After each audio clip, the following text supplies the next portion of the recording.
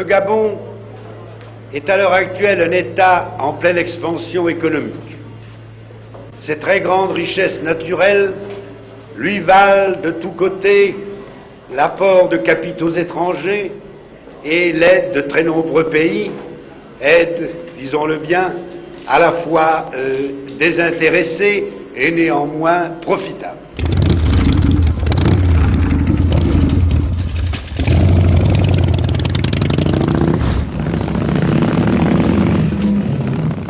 Bon ben merci à tous d'abord d'être venus là. Vous êtes avec vos portables, vous suivez ce qui se passe dans votre pays, le Gabon.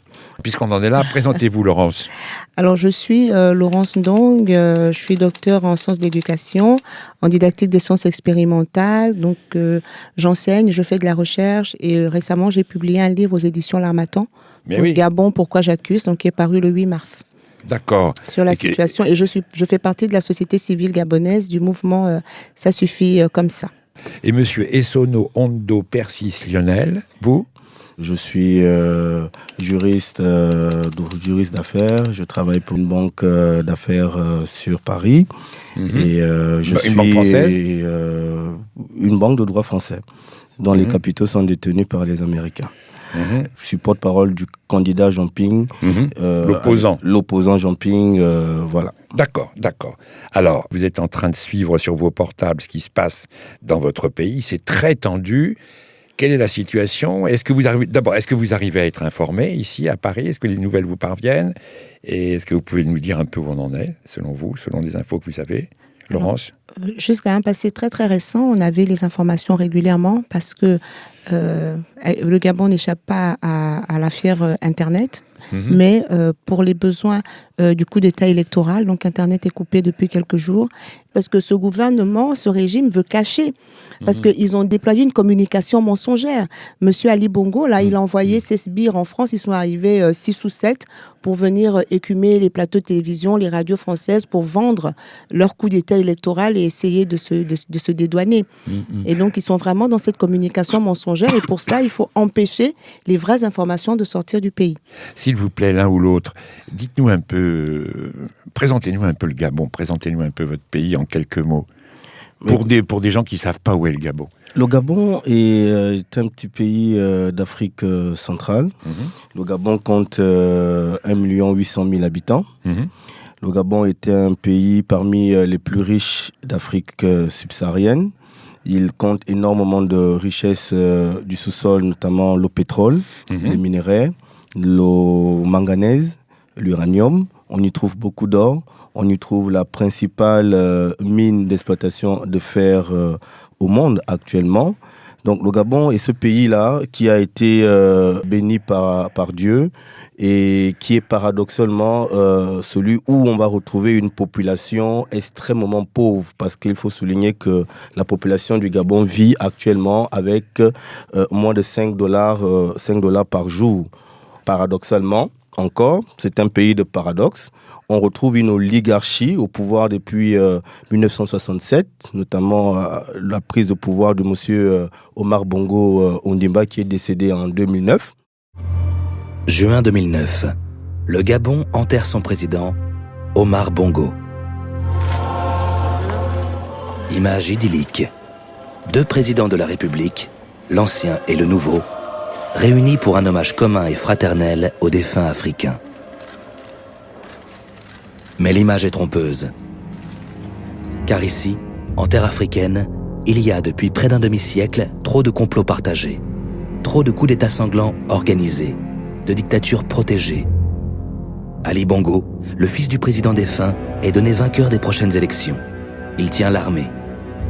Mais ses opposants sont nombreux, se réclamant tous d'un peuple muet qui n'a jamais profité des richesses du pays.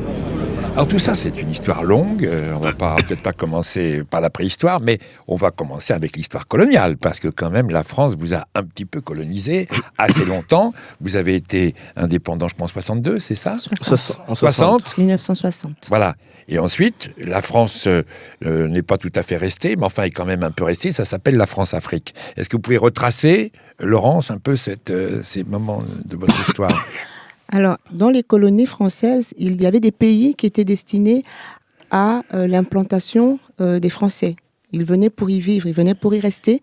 Et il y avait des pays qui étaient destinés simplement à être exploités. Lorsque vous allez, par exemple, à Brazzaville, au Congo, qui est voisin au Gabon, vous allez remarquer que la ville est tracée.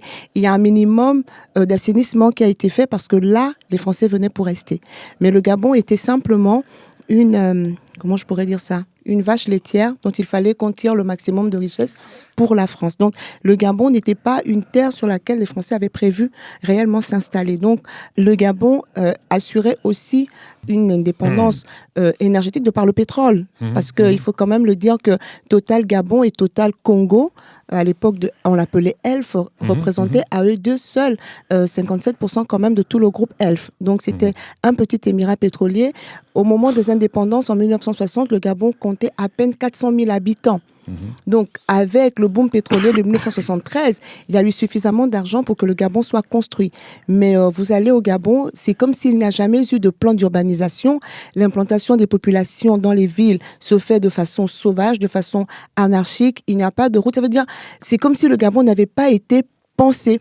Mais pendant longtemps, la France, je pense, a considéré que son intérêt était simplement dans les richesses qu'il fallait tirer, mais pas dans le bien-être des populations.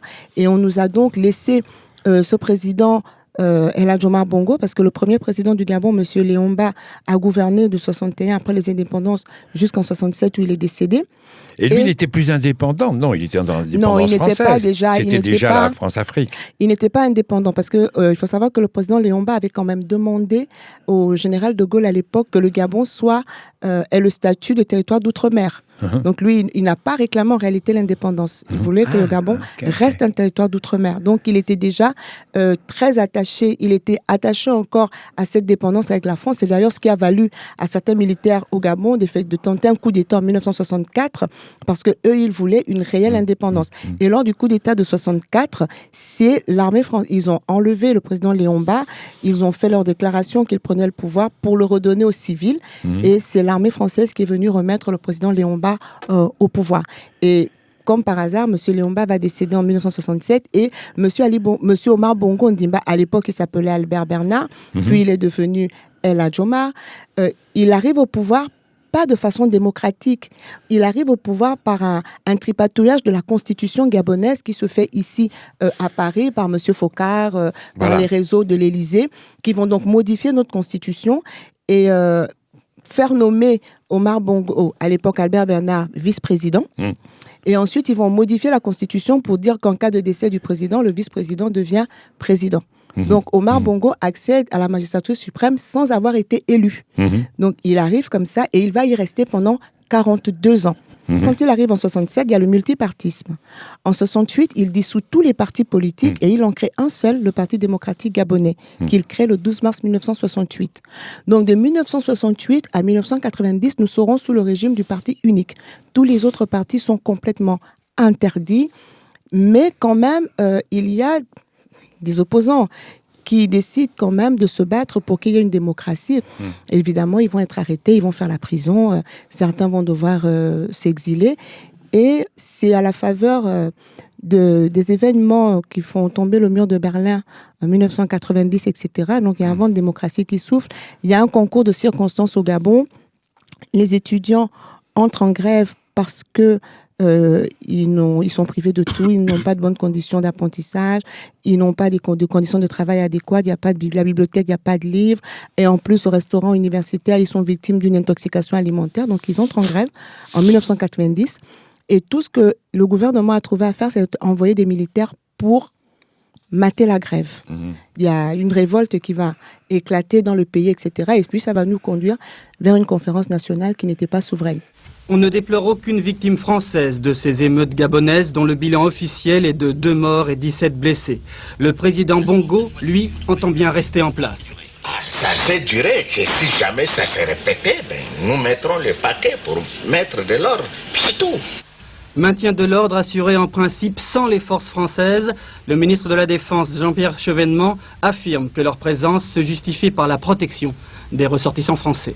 Mais Omar Bongo, vous considérez que c'est un homme de la France, enfin c'est un pantin français, c'est un homme qui a été placé par la France pour défendre ses intérêts.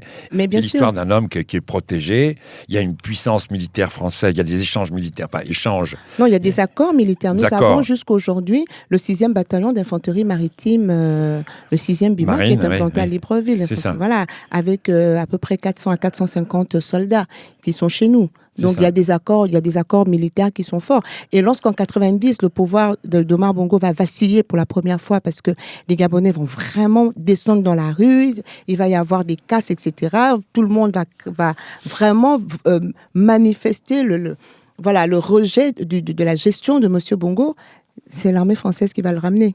Aujourd'hui aussi, c'est possible. Vous pensez qu'aujourd'hui, l'armée française peut intervenir? Il y a beaucoup de ressortissants français chez vous, aujourd'hui? Oui, essentiellement, je pense qu'il doit en avoir 20 000.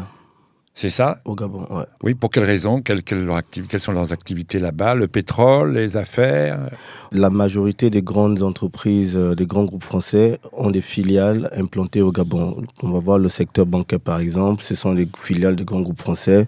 On a le secteur pétrolier, le secteur minier, Eramet, l'eau, l'électricité, c'est Veolia.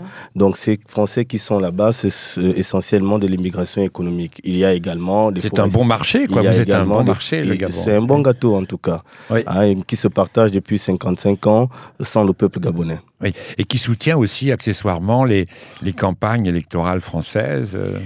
C'est ce qu'on a appelé la France-Afrique, c'est ce vaste réseau d'affaires, le but étant de se partager le gâteau Gabon et en contrepartie maintenir les intérêts de la famille Bongo au pouvoir, son hégémonie surtout sur l'économie et en rétribuant les bons soldats français qui contribuent à ce maintien-là.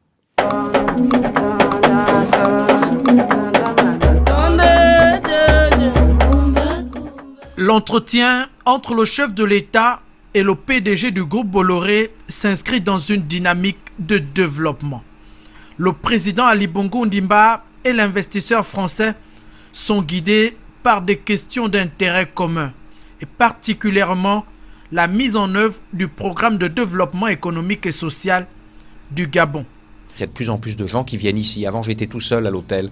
Maintenant, il y a des Malais, des Singapouriens, des Canadiens, des Russes, des Japonais, des Chinois, bien sûr. Avec 30 ans de présence au Gabon, le groupe Bolloré, qui emploie 1500 personnes dans notre pays, constitue un partenaire de choix pour la concrétisation d'investissements majeurs. Parlez-nous des biens mal acquis. Laurent, ça c'est un scandale que nous suivons ici en France. Les biens mal acquis, c'est une caractéristique du régime Bongo. Ils ont acheté en France des dizaines de villas, ils ont des voitures de luxe. On va remonter peut-être à Omar Bongo, c'est un peu aller loin. Ali Bongo, quand il arrive au pouvoir en 2009, le premier investissement qu'il fait, c'est qu'il achète la villa Pozo di Borgo. Une villa qui a coûté, je crois, 60 millions d'euros. 67 millions d'euros. Qui est ici à Paris. À Paris. Les Qataris n'ont pas pu se l'offrir. Et finalement, on se rend compte que c'est une résidence qui est classée. Donc, il a acheté. Ali Bongo, pendant son septennat, a acheté, 2-3 avions présidentiels. Il en a même acheté. Alors, son épouse est la seule première dame qui a son avion à elle. Vous êtes jalouse, là, je sens.